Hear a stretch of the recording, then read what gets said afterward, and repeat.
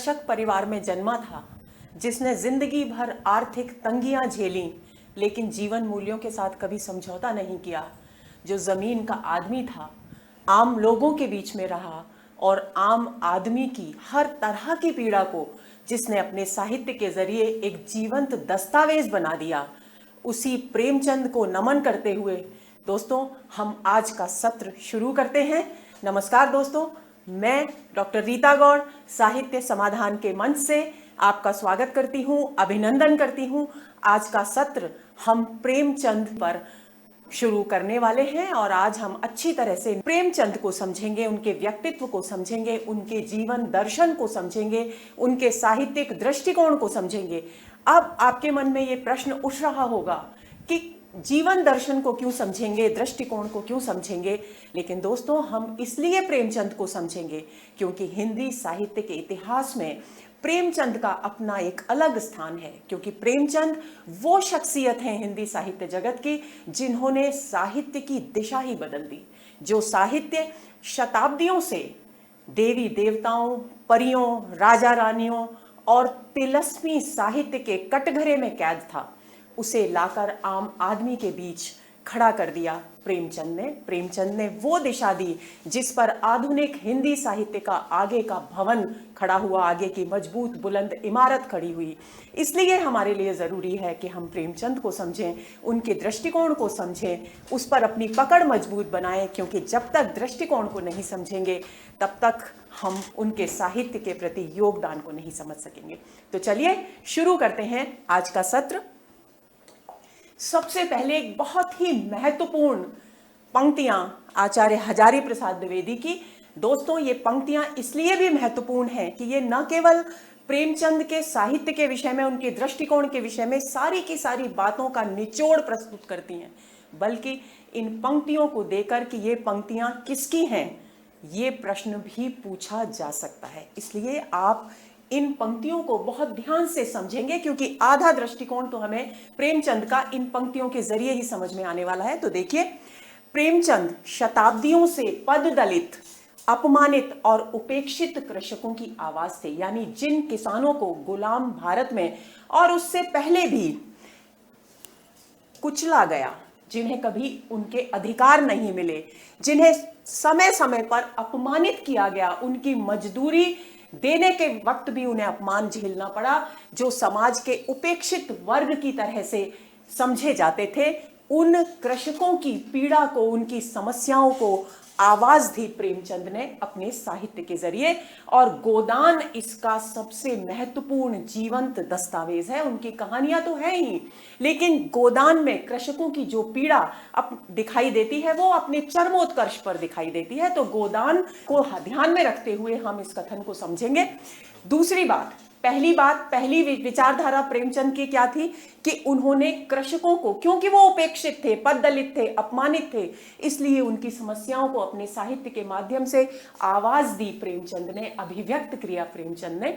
और दूसरा बिंदु उनके दृष्टिकोण का क्या है? पर्दे में कैद और पद पद पर लांछित और असहाय नारी जाति की महिमा के जबरदस्त वकील थे। प्रेमचंद दोस्तों उस दौर में हुए जब नारी को स्वतंत्रता नहीं थी, पर्दे में कैद थी, जैसा कि इस कथन से जाहिर है।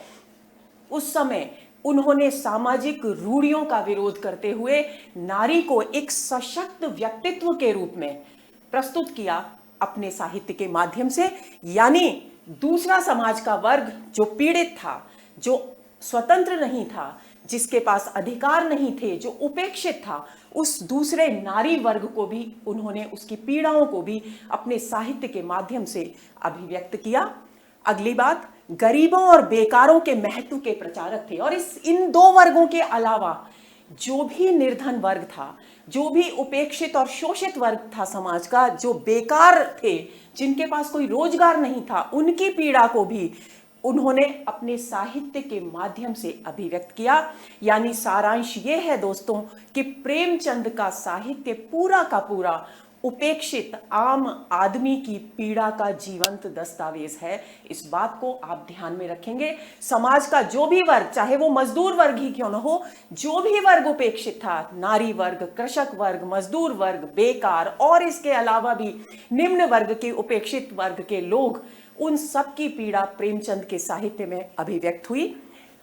अब आगे द्विवेदी जी लिखते हैं, उत्तर भारत की समस्त जनता के आचार विचार, ध्यान देंगे, उत्तर भारत की समस्त जनता के आचार विचार, भाषा, भाव, रहन सहन, आशा निराशा, सुख दुख और सूझबूझ जानना चाहते हैं तो प्रेमचंद से उत्तम परिचायक आपको नहीं मिल सकता। इसका मतलब क्या हुआ कि क्योंकि प्रेमचंद का जीवन उत्तर भारत में बीता था, उत्तर भारत की संस्कृति के बीच उन्होंने सांस ली थी, उन्होंने अपना जीवन जिया था और उत्तर भारत के जीवन को बहुत गहराई से, बहुत बारीकी से उन्होंने देखा था।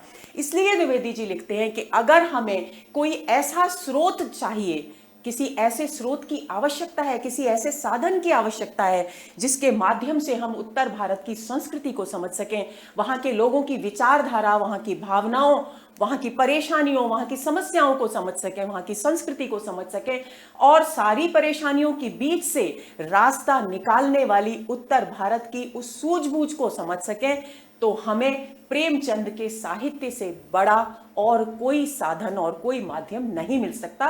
यानी प्रेमचंद के साहित्य में, उनके कथा साहित्य में क्या है? उनके कथा साहित्य में उत्तर भारत की संस्कृति, वहां के लोगों की समस्याएं, वहां के लोगों की जीवन शैली, सब कुछ बिल्कुल जीवंत रूप में अभिव्यक्त हुई है।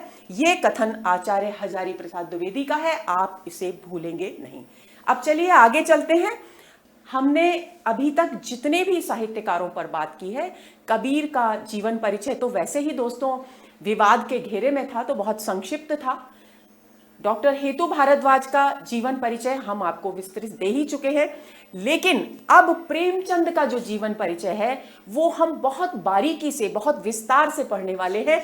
उसका कारण ये है कि ये जीवन परिचय हिंदी साहित्य के इतिहास की पृष्ठभूमि भी तैयार करेगा, क्योंकि हिंदी साहित्य के इतिहास के युग प्रेमचंद पर ही आधारित है। यानी प्रेमचंद हिंदी साहित्य के गद्य के इतिहास का केंद्र है। आपने अगर हिंदी साहित्य के इतिहास पर ध्यान दिया हो तो किस प्रकार गद्य के विकास का वर्गीकरण होता है, पूर्व प्रेमचंद युग और प्रेमचंदोत्तर युग। तो प्रेमचंद को इसलिए बारीकी से समझना हमारे लिए बहुत जरूरी है। तो चलिए जीवन पर नजर डालते हैं।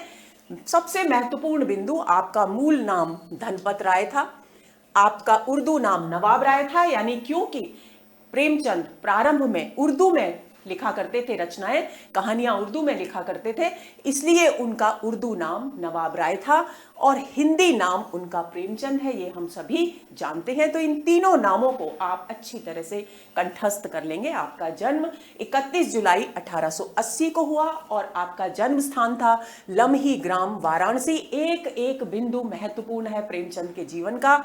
आपके पिता का नाम था अजायब लाल और कहीं कहीं ये अजायब लाल की जगह अजायब राय भी मिलता है। तो अगर इस तरह का कोई प्रश्न आए तो यहां पर इनमें से एक ही ऑप्शन होगा, तो आप ध्यान रखें। आपकी माता का नाम आनंदी देवी था और आपको ये जानकर सुखद आश्चर्य होगा कि उनकी एक कहानी बड़े घर की बेटी की जो नायिका है उसका नाम भी आनंदी है। यानी उन्होंने पात्र तो अपने जीवन के परिवेश से उठाए ही, उसके साथ ही नाम भी अपने बिल्कुल निकटतम परिवेश से उठाए। और आपकी शिक्षा कहां से प्रारंभ हुई? लालपुर मदरसे से प्रारंभ हुई और सबसे पहले उर्दू और फारसी की शिक्षा, क्योंकि वो जमाना उर्दू और फारसी की प्रधानता का था, तो शिक्षा उन्होंने प्राप्त की। 13 वर्ष की आयु में, मात्र 13 वर्ष की आयु में, यानी 1893 तक आपने उर्दू उपन्यास, बहुत प्रसिद्ध उस समय का उपन्यास हुआ करता था तिलिस्म होशरुबा के, जिसके 17 भाग थे, वो 17 के 17 भाग पढ़ डाले। किस उम्र में? 13 वर्ष की उम्र में। और ये वो समय था जब कि शिक्षा का इतना अधिक प्रचार नहीं हुआ था, शिक्षा की सुविधाएं इतनी अधिक ग्रामीण स्तर पर विकसित नहीं थी। इसके अलावा और जितने भी उस समय के साहित्यकार थे, उपन्यासकार थे उर्दू के, रतन नाथ सरशार, मिर्जा हादी रुस्वा, मौलाना शरर, इन सभी के उपन्यासों से वे 13 वर्ष की उम्र में ही परिचित हो गए। ये बिंदु मैं आपको क्यों बता रही हूं? ये इसलिए बता रही हूं क्योंकि प्रेमचंद पूर्व का जो युग है दोस्तों, उसमें जो उपन्यास लिखे गए वो तिलस्मी और अय्यारी से संबंधित उपन्यास थे। प्रमुखतः देवकी नंदन खत्री का नाम आपने सुना होगा, जिन्होंने चंद्रकांता और चंद्रकांता संतति नाम से अनेक खंडों में उपन्यास लिखा। तो इन उपन्यासों को पढ़ने से उनके दृष्टिकोण में परिवर्तन आया और उन्हें महसूस हुआ कि ये जो उपन्यास इतने लोकप्रिय हैं समाज में, साहित्य में, वास्तव में इनका आम आदमी की जिंदगी से कोई मतलब ही नहीं है, ये तो कल्पना लोक के से संबंधित उपन्यास हैं। तब उनके मन में इसी पृष्ठभूमि पर यह विचार उत्पन्न हुआ कि साहित्य को ऐसा होना चाहिए जो आम आदमी के जीवन से जुड़ा हुआ हो, जो यथार्थ से जुड़ा हुआ हो। और इसका परिणाम ये हुआ कि आपने अपने साहित्यिक सिद्धांत के रूप में आदर्शोन्मुख यथार्थवाद के सिद्धांत की स्थापना की। अगर प्रश्न आपसे पूछा जाए कि किस प्रकार के सिद्धांत को लेकर प्रेमचंद साहित्य में आगे बढ़े, तो उनके सिद्धांत का, उनके साहित्यिक दृष्टिकोण का नाम है आदर्शोन्मुख यथार्थवाद। आदर्शोन्मुख यथार्थवाद का मतलब है एक ऐसा यथार्थ, यानी एक ऐसे जीवन की वास्तविकता जिसका अंत, जिसका चरमोत्कर्ष आदर्श में होता है। यानी अंत में वे हर कहानी में, हर उपन्यास में एक आदर्श की स्थापना करते हुए दिखाई देते हैं। इसलिए आदर्शोन्मुख यानी आदर्श की ओर देखता हुआ यथार्थवाद, इसका अर्थ यह है। तो आप इस बात को ध्यान रखेंगे। और इस आदर्शोन्मुख यथार्थवाद की पृष्ठभूमि कहां तैयार हुई? उन उपन्यासों में तैयार हुई जो तिलस्मी और अय्यारी से संबंधित थे, जिनका जीवन के यथार्थ से कोई संबंध नहीं था। जो तिलिस्म होशरुबा, रतननाथ सरसार, मिर्जा हादी रुस्वा और मौलाना शरर के द्वारा रचित उपन्यास थे, जो उर्दू के उपन्यास थे। उन्होंने उन्हें ये नवीन दृष्टि प्रदान की कि वे जीवन के यथार्थ पर आधारित साहित्य की रचना करें। चलिए आगे चलते हैं। 15 वर्ष की आयु में आपका विवाह हो गया। ये बिंदु भी मैं जानकर यहां लिख रही हूं। मैंने किसी साहित्यकार के विवाह की चर्चा अभी तक नहीं की, लेकिन ये इसलिए लिख रही हूं कि ये जो पहला विवाह 15 वर्ष की आयु में हुआ, वो उनका विवाह एक असफल विवाह था, क्योंकि उनका जीवन हमेशा से आर्थिक संकटों से जूझता रहा और उनके पिता की असमय मृत्यु हो गई। ऐसी स्थिति में परिवार की सारी जिम्मेदारी का बोझ प्रेमचंद के ऊपर आ गया। तो उनकी पत्नी उस आर्थिक संकट और उन समस्याग्रस्त जीवन में उनका साथ नहीं निभा सकी और उन्हें छोड़कर चली गई। अब बाद में उन्होंने दूसरा विवाह किया लगभग 1906 के आसपास, जबकि उनकी उम्र 26 वर्ष थी। और किससे विवाह किया, यह बात बहुत महत्वपूर्ण है, क्योंकि वो प्रेमचंद के दृष्टिकोण को अभिव्यक्त करती है। उन्होंने दूसरा विवाह किया शिवरानी देवी के साथ, जो कि एक बाल विधवा थी। आप समझ जाएंगे कि किस तरह से समाज की जर्जर हुई परंपराओं के विरोधी थे प्रेमचंद। उन्होंने जो सोचा वो अपने जीवन में करके दिखाया। तो इसलिए इस विवाह की चर्चा मैंने यहां की है। 16 वर्ष की आयु में 1897 में आपके पिता की मृत्यु हो गई और परिवार का पूरा दायित्व उनके ऊपर आ गया। क्योंकि उनकी माता का देहांत पहले ही हो चुका था, तो उनके पिता ने पुनर्विवाह किया था, तो सौतेली मां भी परिवार में मौजूद थी। ये बात भी आपको ध्यान में रखनी है। उनके परिवार में 2 सौतेले भाई थे, सौतेली मां थी और उनकी पत्नी थी। गांव में रहकर गुजारे के लिए उन्होंने, अब क्योंकि परिवार इतना विस्तृत परिवार, बड़ा परिवार, और उसकी जिम्मेदारी उठाना प्रेमचंद के लिए ही बहुत आवश्यक हो गया था और उनके लिए विवशता हो गई कि वे किसी न किसी तरह से धनोपार्जन करें। क्योंकि 16 वर्ष की आयु में एक बच्चा ही होता है, एक बच्चा किस तरह से आमदनी के लिए काम कर सकता है, परिवार का बोझ उठा सकता है, ये बात प्रेमचंद ही समझ सकते थे। तो उन्होंने क्या किया, गांव में ही रहे और ट्यूशन करना शुरू कर दिया। और उसके बाद, लेकिन उन्होंने इतनी संकटों के बाद भी पढ़ाई अपनी नहीं छोड़ी और वे 5 मील पैदल चलकर पढ़ने जाते थे। और रात को जब सारे लोग सो जाते थे, सब आराम की मुद्रा में होते थे, वे कुप्पी जलाकर, यानी तेल का एक छोटा सा दिया जलाकर के पढ़ाई अपनी करते थे, अपना अध्ययन करते थे। ये उनका दैनिक कार्य था।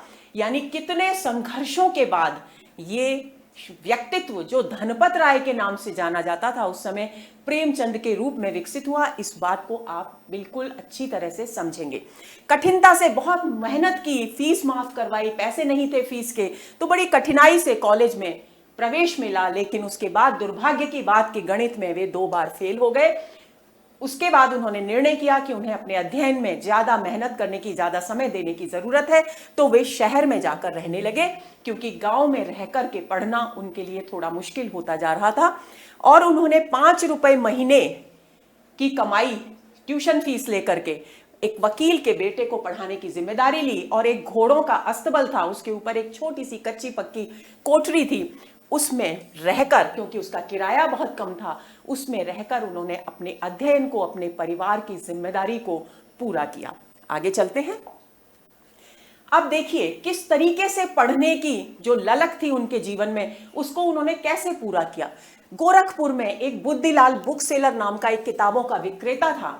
उन्होंने उससे कुंजियां, आजकल जो पासबुक आती हैं बच्चों, उस समय कुंजियां आया करती थी जिसमें किताबों के पाठों के अर्थ वगैरह दिया होते थे।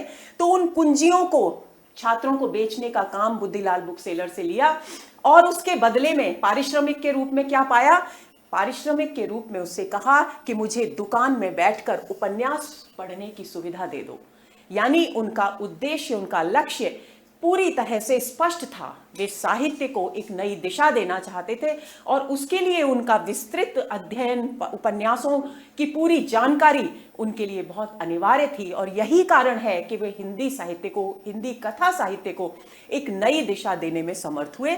1898 में आपने बनारस के क्वींस कॉलेज में दाखिला लिया और द्वितीय श्रेणी में मैट्रिक पास किया। देखिए इतनी रुकावटों के बाद भी एक व्यक्ति रुकता नहीं है, अपने लक्ष्य के साथ समझौता नहीं करता। ये बात मैं बार बार आपको इसलिए कह रही हूं दोस्तों कि छोटी मोटी असफलताओं से घबराएं नहीं, प्रेमचंद से प्रेरणा लें और लगे रहें, जुटे रहें, परिश्रम करते रहें ताकि सफलता आपके कदम चूमे।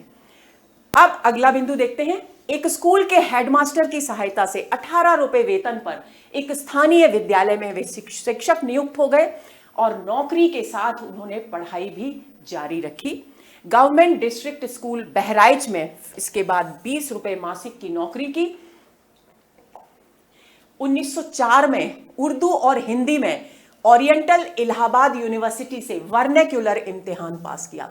वर्नेक्युलर का मतलब होता है मातृभाषा, यानी मातृभाषा से संबंधित जो परीक्षा होती थी उसे उस समय वर्नेक्युलर इम्तिहान कहा जाता था और वर्नेक्युलर इम्तिहान पास करना बहुत जरूरी था। तो आपने ओरिएंटल इलाहाबाद यूनिवर्सिटी से वर्नेक्युलर इम्तिहान पास किया। 1905 में ट्रेनिंग कॉलेज से पढ़ाने का सर्टिफिकेट, जैसे आजकल बीएड कॉलेजेस होते हैं उनसे सर्टिफिकेट मिलता है, उसी तरह से 1905 में आपने ट्रेनिंग कॉलेज से पढ़ाने का सर्टिफिकेट पाया। 1906 में देखिए बहुत महत्वपूर्ण बिंदु, 1906 में बाल विधवा शिवरानी देवी से विवाह किया। और आपको एक और तथ्य यहां इस प्रसंग में आपको बता दूं कि शिवरानी देवी ने एक पुस्तक लिखी जिसका नाम है प्रेमचंद घर में। प्रेमचंद घर में के नाम से उन्होंने एक पुस्तक लिखी जिसमें प्रेमचंद से जुड़ी अपनी जीवन की सारी घटनाओं की अभिव्यक्ति उन्होंने की है। तो इस पुस्तक को भी आप ध्यान में रखेंगे, जिसकी लेखिका कौन है? वो बाल विधवा शिवरानी देवी जिनसे 1906 में प्रेमचंद ने विवाह किया था। 1909 से 3 वर्ष तक लगातार बस्ती सरकारी स्कूल में पढ़ाते रहे। 1910 में अंग्रेजी, देखिए लगातार शिक्षा भी जारी है और शिक्षण भी जारी है। 1910 में अंग्रेजी, दर्शन, फारसी, इतिहास से इंटर पास किया। इंटर यानी आज की 12वीं कक्षा के समकक्ष परीक्षा हुआ करती थी। 1919 में इलाहाबाद से बीए किया। गोरखपुर, कानपुर और बनारस में अलग अलग जगहों पर पढ़ाया। शिक्षा विभाग में अंततः इंस्पेक्टर के पद पर नियुक्त हो गए। एक और इंस्पेक्टर की मैंने चर्चा की थी प्रसंगवश, जहां तक मुझे याद है, राजा शिव प्रसाद सितारे हिंद, उनको भी शिक्षा विभाग में इंस्पेक्टर के पद पर नियुक्त किया गया था जब फोर्ट विलियम कॉलेज की स्थापना हुई थी और हिंदी का पहला पाठ्यक्रम बना था। 1936 में आपकी बनारस में ही मृत्यु हो गई। तो ये उनका संक्षिप्त जीवन परिचय है जिनके माध्यम से आपको ये सीखने की जरूरत है दोस्तों कि किस तरह से जीवन के उतार चढ़ावों के बीच से भी एक व्यक्ति, एक जुझारू व्यक्तित्व, जो एक संघर्षशील व्यक्तित्व अपने लक्ष्य को प्राप्त करने के लिए रास्ते निकाल लेता है और सारे रास्ते खुद ब खुद उसके जुझारूपन को देखकर सारी बाधाएं दूर हो जाती हैं और सारे रास्ते सहज हो जाते हैं, आसान हो जाते हैं। आगे चलते हैं, साहित्यिक परिचय की शुरुआत करते हैं यहां से। अब देखिए 1907 से आपने रचनाएं लिखना शुरू कर दिया था और 1907 से जो रचनाएं उन्होंने लिखी वे उर्दू में लिखी गई। आपको ध्यान रखना है कि प्रेमचंद ने नवाब राय के नाम से उर्दू में साहित्य सृजन प्रारंभ किया था।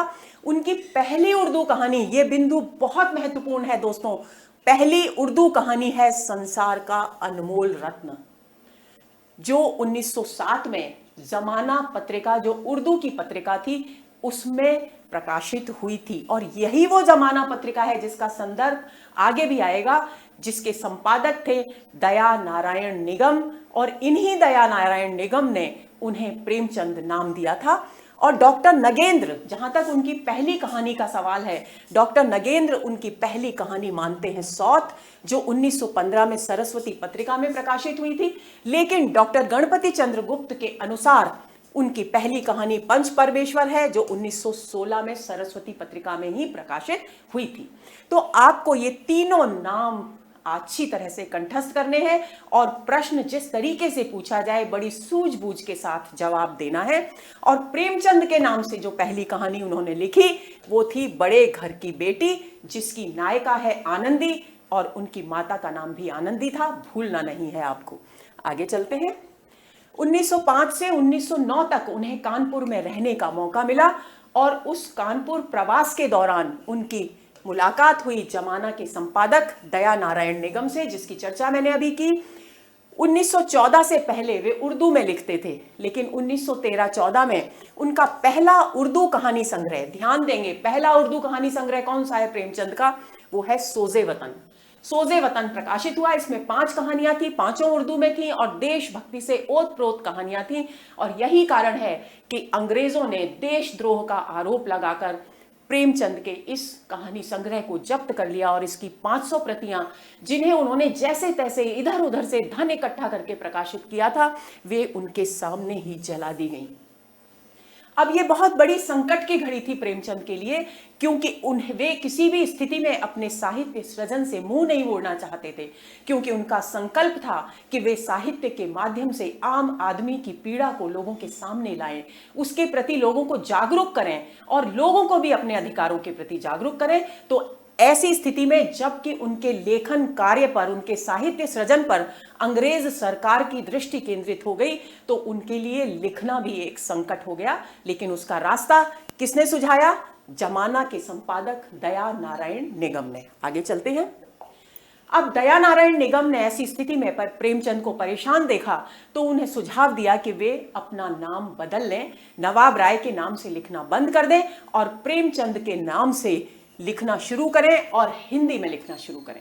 इसके बाद प्रेमचंद का हिंदी में साहित्य सृजन प्रारंभ हुआ, लेकिन उन्होंने जो कुछ भी उर्दू भाषा में लिखा साहित्य, वो सब हिंदी में भी अनुदित हुआ। 1914 से हिंदी लेखन प्रारंभ हुआ, इस बात को भी आपको ध्यान में रखना है। 1915 में उनकी पहली हिंदी कहानी सौत सरस्वती पत्रिका में छपी। 1917 में सप्त सरोज, पहला देखिए सोजे वतन पहला उर्दू कहानी संग्रह था, और सप्त सरोज उनका पहला हिंदी कहानी संग्रह है, जो 1917 में प्रकाशित हुआ। आगे चलते हैं। 1921 में महात्मा गांधी के आह्वान पर, क्योंकि ये कौन सा दौर है, ये आजादी का के संघर्ष का दौर है, जबकि महात्मा गांधी के नेतृत्व में 1920 से स्वतंत्रता आंदोलन ने भारत में एक नया मोड़ लिया था। तो 1921 में जब असहयोग आंदोलन देश में चल रहा था, तब महात्मा गांधी ने आह्वान किया कि सभी नौकरियां, सरकारी नौकरियों से त्यागपत्र दे दें, क्योंकि असहयोग की बात थी। तो महात्मा गांधी के आह्वान पर आपने सरकारी नौकरी छोड़ दी और वापस अपने घर बनारस लौट आए। 1923 में बनारस में ही सरस्वती प्रेस की स्थापना की, जिससे कि वे अपनी साहित्यिक रचनाओं को प्रकाशित कर उसे आम आदमी की आवाज बनाकर लोगों के सामने ला सकें। 1930 में आपने जनवादी पत्रिका के संपादन के उद्देश्य से हंस पत्रिका का संपादन शुरू किया। इस बात को भी आपको ध्यान में रखना है। आर्थिक तंगी के कारण, क्योंकि आर्थिक संकट प्रेमचंद जब से पैदा हुए और जब तक उनकी मृत्यु हुई, तब तक जीवन भर उनके साथ आर्थिक संघर्ष चलता ही रहा। तो आर्थिक तंगी के कारण हंस के संपादन का दायित्व उन्होंने हिंदी साहित्य परिषद को सौंप दिया। 50 रुपए के लिए इसके संपादन का दायित्व बाद में सस्ता साहित्य मंडल को भी सौंप दिया गया। आगे चलते हैं। 1931 में आपने मर्यादा पत्रिका का संपादन किया। अब संपादन देखिए, हंस का संपादन कर लिया उन्होंने, 1931 में मर्यादा पत्रिका का संपादन किया। 1932 में जागरण नामक एक साहित्यिक पत्र और माधुरी नामक एक पत्रिका का संपादन किया। अगर प्रश्न पूछा जाता है कि निम्नलिखित में से कौन सी पत्रिका का संपादन प्रेमचंद के द्वारा किया गया, तो इनमें से कोई एक पत्रिका ही वहां होगी। और अगर पूछा जाता है कि निम्नलिखित में से कौन सी पत्रिका प्रेमचंद के द्वारा संपादित नहीं है, तो इन चारों के अलावा ही आपको विकल्प चुनना है। ये बात ध्यान में रखेंगे। 1936 में जमानत लगने पर परिषद ने हंस को बंद करने की योजना बनाई, किंतु प्रेमचंद ने जमानत देकर उसे जीवित रखा। और एक बात और इस प्रसंग में आपको बता दूं दोस्तों कि वे मुंबई भी गए, क्योंकि उन्हें पता चला कि मुंबई में अगर फिल्मों की पटकथाएं लिखेंगे वो, तो उन्हें अच्छा पैसा मिल सकेगा और उस पैसे से वे क्या कर पाएंगे, उस पैसे से वे हंस को नियमित रूप से प्रकाशित कर पाएंगे। लेकिन वहां किसी दूसरे व्यक्ति के नियंत्रण में रहकर उसके विचारों के अनुसार लेखन कार्य करना उनके लिए बहुत मुश्किल साबित हुआ और वे जल्दी ही लौट करके बनारस आ गए। 1936 में वे भारतीय प्रगतिशील लेखक संघ लखनऊ में जो आयोजित हुआ था उसके अध्यक्ष चुने गए। और 1936 में ही आपको ध्यान है कि उनका निधन भी हो गया था। कहानी संग्रह, आपकी जितनी भी कहानियां हैं, लगभग ऐसा माना जाता है कि प्रेमचंद ने 300 कहानियां लिखी। वे सारी की सारी कहानियां मानसरोवर नाम से संकलित है और इस मानसरोवर संकलन के 8 खंड हैं, ये आपको ध्यान में रखना है। 8 खंडों में मानसरोवर संकलित है और उन 8 खंडों में प्रेमचंद की 300 कहानियां संकलित की गई हैं। उनके कुछ लेख हैं जिसमें उनके कुछ वक्तव्य, समय समय पर दिए गए भाषण भी हैं, जिनसे उनका दृष्टिकोण, उनकी विचारधारा स्पष्ट होती है साहित्य के विषय में। तो उन लेखों का संग्रह कुछ विचार नाम से मिलता है। नाटक उन्होंने 3 लिखे, संग्राम, करबला और प्रेम की वेदी। उनका संग्राम नाटक 1923 में, करबला 1924 में और प्रेम की वेदी 1933 में प्रकाशित हुआ। अब प्रमुख रूप से उनको जो ख्याति मिली वो है उनके उपन्यास, और उपन्यासों में सबसे पहला उपन्यास है सेवा सदन। देखिए, आपको एक बात और ध्यान में रखनी है, क्योंकि हजारी प्रसाद द्विवेदी के कथन को हम पढ़ चुके हैं,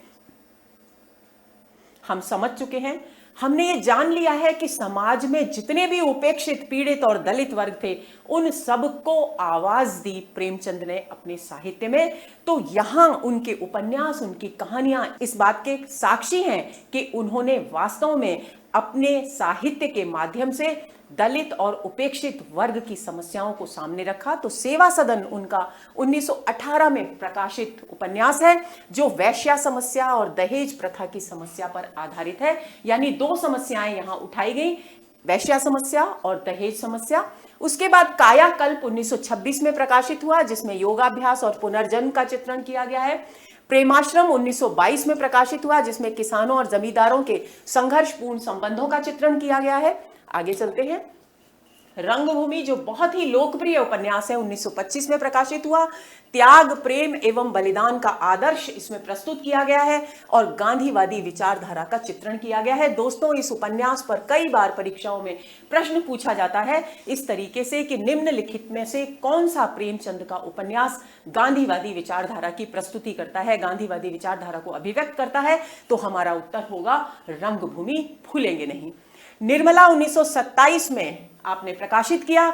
दहेज प्रथा, अनमेल विवाह की समस्या को यहां उठाया गया, क्योंकि उस समय न केवल दहेज प्रथा समाज की एक बहुत ही भयंकर समस्या बनी हुई थी, बल्कि बेमेल विवाह, अनमेल विवाह की जो समस्या है, उसके कारण भी नारी की स्थिति बहुत ही दयनीय होती जा रही थी। तो इसलिए उन्होंने निर्मला उपन्यास के माध्यम से इन दोनों ही समस्याओं को उठाया। गबन 1931 में प्रकाशित हुआ और इसकी जो मूल संवेदना है दोस्तों, वो बहुत ही अद्भुत विषय से संबंधित है। यहां नारी के आभूषण प्रेम की समस्या को अभिव्यक्त किया गया है। देखिए, इस तरह की एक विचित्र समस्या की तरफ एक साहित्यकार, एक सच्चे साहित्यकार की दृष्टि ही जा सकती है। तो नारी के आभूषण प्रेम के कारण परिवार में किस प्रकार की समस्याएं उत्पन्न हो सकती हैं, उसका जिक्र गबन उपन्यास में किया गया है। कर्मभूमि उनका 1933 में प्रकाशित उपन्यास है, जिसमें हिंदू मुस्लिम एकता, अछूतोद्धार और किसानों के उत्थान आदि का चित्रण किया गया है। तो देखिए, आप प्रकाशन वर्ष को ध्यान में रखिएगा और उसकी मूल संवेदना को ध्यान में रखिएगा। क्यों? क्योंकि प्रकाशन वर्ष आपको ये बता देगा 1933 का समय ये है जब गोलमेज सम्मेलन आयोजित हो रहे थे, जब भीमराव अंबेडकर ने हरिजनों के हितों की बात की थी। उस समय उन्होंने हिंदू मुस्लिम एकता और अछूतोद्धार, हिंदू और मुसलमानों में विवाद चल रहा था, खाई जो थी वो बढ़ती चली जा रही थी, तो वो सारी समसामयिक परिवेश की जो समस्याएं थी उन्हें इस माध्यम से प्रेमचंद ने प्रस्तुत किया। किसानों के उत्थान की बात भी यहां पर की गई। गोदान 1936 में, जिसे कृषक जीवन का महाकाव्य कहा जाता है, दोस्तों ध्यान रखेंगे, यह भी प्रश्न आ सकता है कि किस रचना को कृषक जीवन का महाकाव्य कहा जाता है, तो वो है गोदान। 1936 में प्रकाशित हुआ। कृषक जीवन की समस्याओं, किसानों मजदूरों के शोषण की कथा का यहां पर जीवंत चित्र प्रस्तुत किया गया है। मंगलसूत्र उनका अधूरा उपन्यास है जो अपूर्ण रहा, लेकिन उनकी मृत्यु के बाद उनके पुत्र अमृत राय ने उसे पूरा किया और 1948 में प्रकाशित करवाया। ये एक बहुत ही महत्वपूर्ण बिंदु है प्रेमचंद के साहित्यिक परिचय के संबंध में, इसे आप भूलेंगे नहीं। और आपको इस संदर्भ में एक बात और मैं बता दूं कि अमृत राय ने प्रेमचंद की एक जीवनी लिखी, कलम का सिपाही, जो 1962 में प्रकाशित हुई और 1963 में इस कृति पर उन्हें साहित्य अकादमी पुरस्कार मिला। तो प्रश्न यह भी आ सकता है दोस्तों कि प्रेमचंद को कलम का सिपाही किसने कहा? तो अमृत राय ने कलम का सिपाही उन्हें कहा, या किस साहित्यकार को कलम का सिपाही कहकर पुकारा जाता है? तो उसका उत्तर होगा प्रेमचंद। अब दूसरी बात, इसी संदर्भ में एक और जीवनी प्रेमचंद की लिखी गई जिसका शीर्षक था कलम का मजदूर, और इसके लेखक थे मदन गोपाल। तो यानी प्रश्न अगर पूछा जाए कि कलम का मजदूर प्रेमचंद को किसने कहा, तो आपको नाम लेना है मदन गोपाल। ये जो पुस्तक है कौन सी? कलम का मजदूर, ये 1965 में प्रकाशित हुई। तो इन दोनों तथ्यों को भी आपको ध्यान में रखना है। तो अगले सत्र के इंतजार में रहिए। नमस्कार।